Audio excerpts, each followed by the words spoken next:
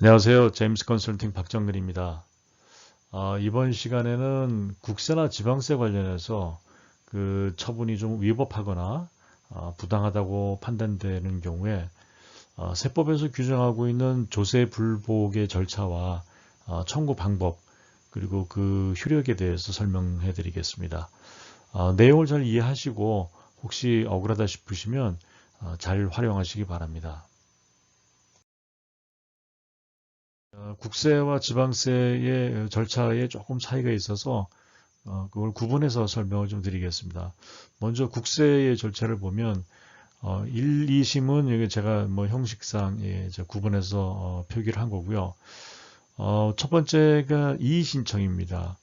이의신청은 임의심으로 신청하셔도 되고 안 하셔도 됩니다. 그러니까 바로 2심에서 심사 청구, 심판 청구 이런 것들을 직접 하실 수 있고요. 만약에 이의 신청을 하시게 되면 이의 신청은 관할 세무서장이나 지방국세청장에게 신청을 하시는 거고요. 신청을 받은 세무서장이나 국세청장은 30일 내에 결정을 해서 통지를 해줘야 됩니다. 그리고 처분 통지를 받고 이건 90일 내에 이의 신청을 하셔야 되는 겁니다. 그 다음에 이제 만약에 이의 신청 결과의 통지를 받았다 그러시면 다시 또 90일 이내에 심사 청구, 2심이라고 볼 수 있는 심사 청구, 그 다음에 심판 청구, 감사원에 대한 심사 청구 이렇게 세 가지의 2심 절차를 걸칠 수 있습니다. 심사 청구는 국세청장한테 하는 거고요. 심판 청구는 조세심판원장에게 하는 거고 또 조세심판원장에게 감사원 청구도 할 수 있습니다. 그래서 이것들은 공히 이의 신청을 받게 되거나 혹시 이거를 임의심을 생략하고 바로 2심으로 올 경우에는 그것도 처분 통지 받고 90일 이내에 요 심사 청구를 하셔야 됩니다. 그래서 요게 2심은 필수적인 절차입니다. 행정소송으로 가기 위해서. 그래서 요거를 뭐 법적으로는 행정심판 전치주의라고 하는데 요거 기억하셨다가 바로 소송으로 못 가고 최소한 2심은 걸쳐야 되는구나 이렇게 이해를 하셔야 되고요. 요것도 이제 90일 이내에 신청을 하시는데 만약에 심사 청구나 심판 청구 결과가 나와서 혹시 결과가 받으면 그래도 부족하다 그러면 행정소송으로 가셔야 되는데 요것도 또 90일 이내에 신청을 하셔야 되는 겁니다. 그리고 이제 2심의 경우에 만약에 심사 청구나 심판 청구, 그 다음에 감사원 심사 청구, 이 세 가지 중에 하나를 이제 선택해서 청구를 하시는 건데요. 만약에 이제 심사 청구나 심판 청구 등에서 결정을 받으신 경우에 좀 마음에 안 드신다고 그래서 이걸 다시 또 심사 청구 받고 심판 청구 받고 심사 청구 이렇게 2심 내에서의 재심은 불가능하다, 재신청은 불가능하다. 이렇게 이해하시면 되겠습니다. 그래서 이건 불가능하고요. 여기서 만약에 좀 억울하시다 그러시면 바로 그냥 행정소송으로 가시면 되겠습니다. 그래서 이런 심판 과정 2심을 걸쳐서 행정소송을 가야 된다. 이런 게 이제 행정심판 전치주의 이렇게 이해하시면 되겠습니다.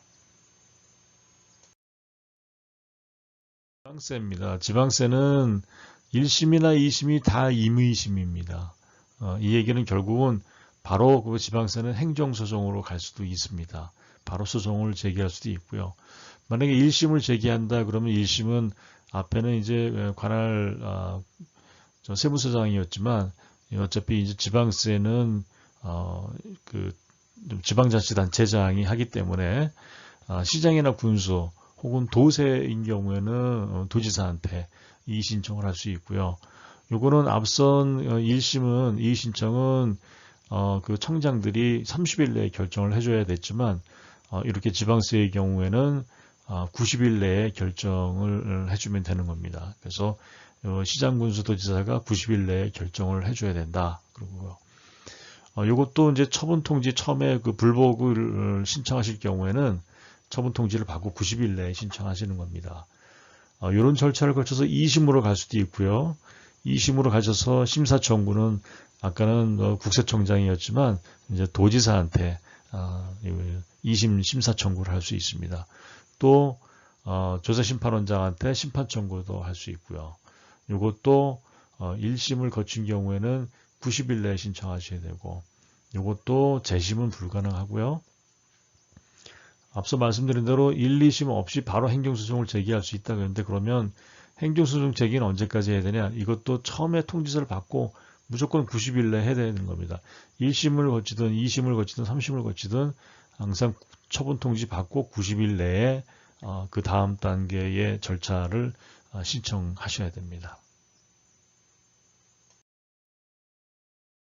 국세기본법 제57조에 보면 심사 청구 등이 집행에 미치는 효력이라는 내용이 있는데요. 이게 무슨 내용이냐면 이렇게 이의 신청이나 또는 심사 청구 또는 심판 청구 한다고 해서 그 해당 처분의 집행에 효력을 미치지 아니한다. 이렇게 뭐 청구를 한다고 해서 그 기간 동안 집행 정지되거나 그러지 않는다 이런 얘기입니다. 이 집행의 효력은 계속 간다 그런 얘기죠. 그런데 다만 만약에 이제 이렇게 그 청구인에게 중대한 손해가 발생이 되는 것을 예방할 필요성이 긴급하다고 인정할 경우, 중대 손해가 생기는 것을 예방할 필요성이 긴급하다고 인정할 때, 그럴 때는 집행에 대한 그 전부 혹은 일부에 대해서 집행정지를 결정할 수 있다. 기본은 안 되지만 이렇게 좀 중대한 손해가 예상이 된다 그러면 할 수도 있다 그런 얘기입니다.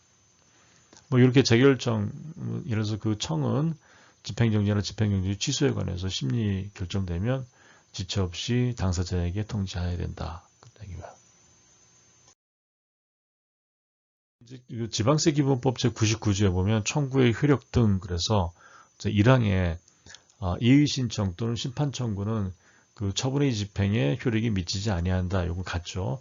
그렇지만 다만 압류한 재산에 대해서는 대통령령으로 정하는 바에 따라서 그 공매 처분을 보류할 수 있다. 보류를 얼마나 할 수 있냐 그러면 지방세 기본법 그 시행령 제66조에 기한이 나와 있는데요. 공매 처분을 보류할 수 있는 기한은 이의 신청 또는 심판 청구의 결정이 있는 날로부터 30일까지로 한다. 그러니까 결정이 있는 날로부터 30일까지만 공매 처분을 보류할 수 있습니다. 풍부한 세무 상식 제임스 컨설팅에서 도와드리겠습니다. 감사합니다.